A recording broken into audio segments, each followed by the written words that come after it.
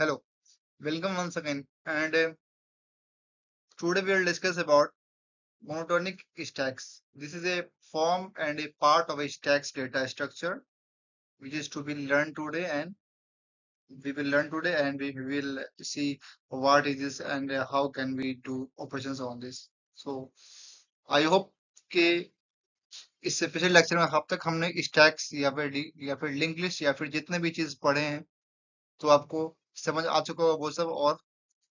और हम इस लेक्चर पे उसके बेसिस पे हम इसे भी समझेंगे, क्योंकि स्टैक्स जो हमने पढ़ा था उसी का एक फॉर्म यहाँ पे अप्लाई होगा और फिर इसी बेसिस पे हमें यहाँ पे समझना है। तो आज हम जानेंगे मोनोटोनिक स्टैक्स के बारे में, इसमें क्या ऑपरेशन होगा, इसमें किस तरह काम करना है, क्या करना है, ये सब आज हम जानेंगे इसमें। तो आइए देखते हैं आगे। तो सबसे पहले जानते हैं, first of all we have to see what is a monotonic stack.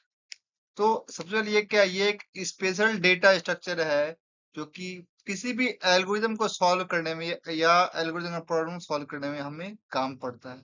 तो इसमें हम जिस तरह स्टैक्स में हम करते थे क्या कि आपको डेटा डाल रहे हैं, डेटा निकाल रहे हैं, बट इसमें क्या होगा, एक पार्टिकुलरली ऑर्डर में ही आपको डेटा जाएगा या डेटा उसमें निकाला जाएगा, यही ऑर्डर है। ठीक है, ये आपको आपको यानी कि उसके नेक्स्ट के स्टैक्स के बाद वाला, यानी कि कोई स्टैक्स भरा हुआ उसमें सबसे छोटा एलिमेंट कौन है, सबसे बड़ा एलिमेंट कौन है, इसको तलाशने के लिए, इस पे प्रश्न लगाने के लिए हम ये स्टैक का यूज करते हैं। इसकी दो टाइप्स है, जिसमें कि आपको मोनोटोनिक स्टैक और एक मोनोटोनिक इंक्रीजिंग और मोनोटोनिक डिक्रीजिंग। अगर आपको याद हो तो आप मोनोटोनिक वर्ड आप मैथ में कभी पढ़े होंगे। बट हाँ, यहाँ पे इसका एक एग्जांपल दिया हुआ है। देखो, इंक्रीजिंग मतलब ये हुआ कि ये इंक्रीजिंग ऑर्डर में डाला जाएगा, जो सबसे छोटा वो नीचे उससे फिर ऐसे करो। और जो डिक्रीजिंग होगा वो सबसे बड़ा और से लेके छोटा तक जाएगा। यही है इसमें।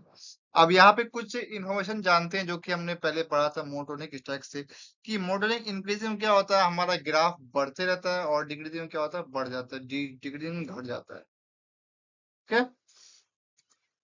अब तो यहाँ पे मतलब कि यहाँ पे एक मैथमेटिकल फंक्शन के तौर पे दिया हुआ, जैसे जैसे एक्स बढ़ेगा वाई बढ़ेगा, तो मतलब क्या हुआ कि ये मोनोटोनिक साथ में इंक्रीजिंग बढ़, तो मतलब कि क्या हो रहा है, कि ये आपको वाई है या आपको एक्स है।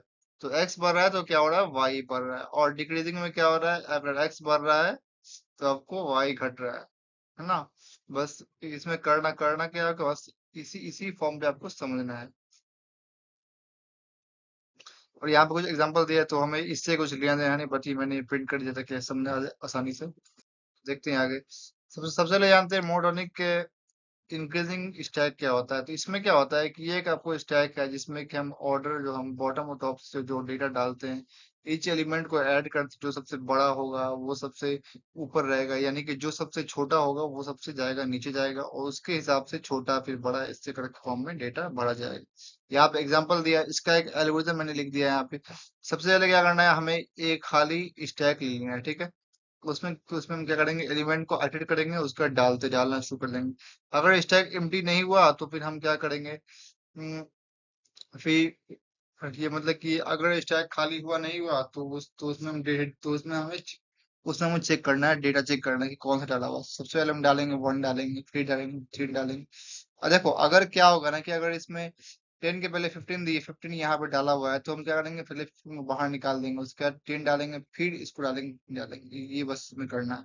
इसी तरह हमें इसके एल्गोरिथम पे हमें काम करते जाना है। अब मोनोटोनिक डिक्रीजिंग में ये भी इसमें सेम कॉन्सेप्ट, इसमें ज्यादा कुछ नहीं करना है, बस इसमें क्या करना है आपको, डिक्रीजिंग ऑर्डर के फॉर्म में इसमें आइटरेट करते आना है, और एक लूप लगा के हमें चेक करते आना है कि बड़ा हो रहा है कि ये छोटा है, टॉप यानी कि टॉप एलिमेंट से छोटा है जो करंट हमें चेक करना है उससे, या फिर बड़ा है। यही करना है इसमें। इसका एग्जाम्पल फॉर्म में समझते हैं। देखो यहाँ पे समझो। तो यहाँ पे क्या है कि एक हमने स्टैक लिया, ठीक है, क्या लिया हमने, एक स्टैक लिया, स्टैक खाली, इसमें हमने वन डाला पहले, ठीक, फिर सेवन डाला। अब इसके बाद फिर क्या रहा, नाइन डाला। अब इसके बाद हमने फिर चेक किया, जो एलिमेंट करंट एलिमेंट जो हमें डालना है उसको हम किससे कंपेयर करेंगे, जो एलिमेंट टॉप पे है। ठीक है, टॉप पे कौन था, नाइन था, नाइन से क्या है छोटा, तो ये क्या होगा, बाहर निकल जाएगा। अब फिर हम चेक करेंगे, किससे चेक करेंगे, जो अभी टॉप बचा, टॉप अभी कौन है, सेवन है, तो सेवन बाहर निकल जाएगा। उस फिर और फिर ये जब ये बाहर निकला उसके बाद क्या होगा कि ये कंपेयर करेगा वन से बड़ा है, तो ये क्या हो जाएगा, यहाँ पे इसमें इंसर्ट हो जाएगा। इसके बाद क्या होगा, ये सेवन एंड फिर से इंसर्ट आके इसमें हो जाएगा। अब आते हैं डिक्रीजिंग में। तो डिक्रीजिंग में क्या हो रहा है आपको, पहले चेक करेंगे 7 5 9 4, ये क्या करना है हमें इसमें डालना है। तो सबसे पहले हमने छोटा एलिमेंट हमने डाल दिया, ठीक है। तो 7 हो गया, 7 हमने डाल दिया, ठीक। और इसके बाद क्या हमें करना है, अब दूसरा 5 बीच में आ गया क्योंकि ये से बड़ा, क्योंकि 7 से छोटा था, ठीक है। अब इसका हम चेक करेंगे 5। अब 9 जो है किससे कंपेयर करेगा, आपको 5 से कंपेयर करेगा, ठीक। तो इसमें होगा क्या, 5 से छोटा है, छोटा है तो क्या होगा, इसमें ये बाहर निकल जाएगा, फिर 9 इसमें आ जाएगा।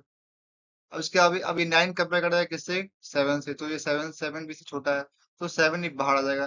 पहले इसमें कौन इंसर्ट होगा, 9 होगा, इंसर्ट हो जाएगा। तो उसका जो दो एलिमेंट हट गए थे वो एलिमेंट हट जाएगा, और जो आखिरी में रहेगा वो इसमें इंसर्ट हो जाएगा। इसके बाद आगे लंबा प्रोसेस अगर चलता है तो फिर आपको 7 और 5 भी इंसर्ट होगा, तो पहले आपको हो जाएगा 9, फिर 9 7 फिर 5, उसके बाद आएगा 4 आएगा, इसी तरह इंसर्ट होकर ये हमारा स्टैक पूरा बन जाएगा। और इसकी कुछ आपको एडवांटेज है, कुछ एप्लीकेशन इसमें क्या करते हैं कि ग्रेटेस्ट एलिमेंट जो सबसे बाकी जो स्टैक के बाद वाला जो आपको एलिमेंट है वो निकालते हैं, प्रीवियस एलिमेंट का हम ग्रेटेस्ट निकालते हैं। हिस्टोग्राम आपने पढ़ा होगा मैथ में, यानी कि ग्राफिक रेशियो होता है, इस फॉर्म में ग्राफ होता है, वो उसमें यूज को निकालने में यूज आता है। और मैट्रिक्स बाइनरी में तो यानी कि दो ऑर्डर वाला मैट्रिक्स होता है, उसकी एरिया उसका साइज निकालने में हम पढ़ेंगे, ये सब किसकी जरूरत पड़ती है। और एक्सप्रेशन एवोल्यूशन में पिछले लेक्चर जो पढ़ाया था हमने, इनफिक्स से इनफिक्स पोस्टफिक्स प्रीफिक्स, उसमें आपको काम पड़ता है इसका। इसके एडवांटेजेस क्या है कि आपको ये आसानी पड़ता है, एफिशिएंट होता है, और इसमें काफी तरह क्वेश्चन हम को सॉल्व कर सकते हैं जो डेटा दिया हो हिस्टोग्राम के फॉर्म में।